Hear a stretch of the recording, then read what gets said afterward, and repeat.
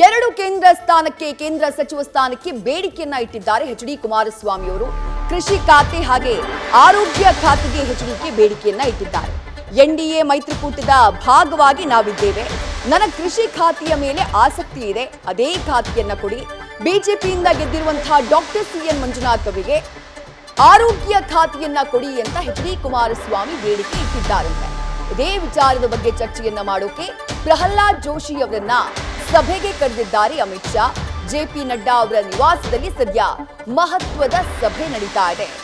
H D. Kumaraswamy ಅವರು ಆಯ್ಕೆಯಾಗಿರೋ ಜೆಡಿಎಸ್ನಿಂದ, ಆದ್ರೆ ಅವರು ಮತ್ತೊಂದು ಸಚಿವ ಸ್ಥಾನವನ್ನ ಕೇಳ್ತಿರೋರು ಬಿಜೆಪಿಯಿಂದ ಆಯ್ಕೆಯಾಗಿರುವಂತಹ ಬೆಂಗಳೂರು ಗ್ರಾಮಾಂತರದಿಂದ ಗೆದ್ದಿರುವಂತಹ ಡಾಕ್ಟರ್ ಸಿ.ಎನ್. ಮಂಜುನಾಥ್ ಅವರಿಗಾಗಿ.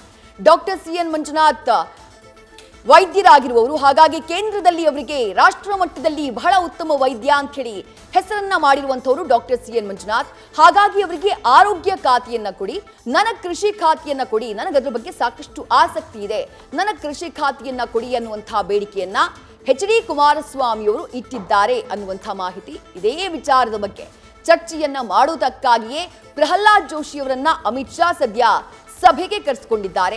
ಜೆಪಿ ನಡ್ಡಾ ಬಿಜೆಪಿಯ ರಾಷ್ಟ್ರೀಯ ಅಧ್ಯಕ್ಷರು ಅವರ ನಿವಾಸದಲ್ಲಿ ನಡೀತಾ ಇರುವಂತಹ ಸಭೆ. ಆ ಸಭೆಯಲ್ಲಿ ಸದ್ಯ ಪ್ರಹ್ಲಾದ್ ಜೋಶಿ ಅವರು ಕೂಡ ಭಾಗಿಯಾಗಿದ್ದಾರೆ. ಈ ಸಭೆಯಲ್ಲಿ ಕರ್ನಾಟಕದಿಂದ ಯಾರ್ಯಾರಿಗೆ ಸಚಿವ ಸ್ಥಾನವನ್ನ ನೀಡಬೇಕು, ಡಾಕ್ಟರ್ ಸಿ.ಎನ್. ಮಂಜುನಾಥ್ ಅವರನ್ನು ಕೂಡ ಪರಿಗಣನೆಗೆ ತೆಗೆದುಕೊಳ್ಬೇಕಾ, ಎಚ್.ಡಿ. ಕುಮಾರಸ್ವಾಮಿ ಅವರು ನಿರೀಕ್ಷೆ ಮಾಡಿದಂತೆ ಕೃಷಿ ಖಾತೆಯನ್ನ ಅವರಿಗೆ ನೀಡಬೇಕಾ, ಅಥವಾ ಬಿಜೆಪಿಯಿಂದ ಗೆದ್ದಿರುವಂತಹ ಬೇರೆ ಹಿರಿಯ ಸಂಸದರು ಜಗದೀಶ್ ಶೆಟ್ಟರ್ ಅವರಾಗಿರಬಹುದು, ಪಿ.ಸಿ. ಗದ್ದಿಗೌಡರಾಗಿರಬಹುದು, ಅಥವಾ ಬಿ.ವೈ. ರಾಘವೇಂದ್ರ ಅವರಾಗಿರಬಹುದು, ಈ ಎಲ್ಲ ವಿ ಸೋಮಣ್ಣ ಅವರಾಗಿರಬಹುದು, ಇವರಿಗೆ ಮಣಿಯನ್ನ ಹಾಕಬೇಕಾ? ಈ ರೀತಿಯಾದಂತಹ ಚರ್ಚೆಗಳನ್ನ ಮಾಡೋದಕ್ಕೆ ಪ್ರಹ್ಲಾದ್ ಜೋಶಿ ಅವರನ್ನ ಕರೆಸಿಕೊಂಡಿದ್ದಾರೆ ಅಮಿತ್ ಶಾ ಅಂತ ಹೇಳಲಾಗ್ತಾ ಇದೆ.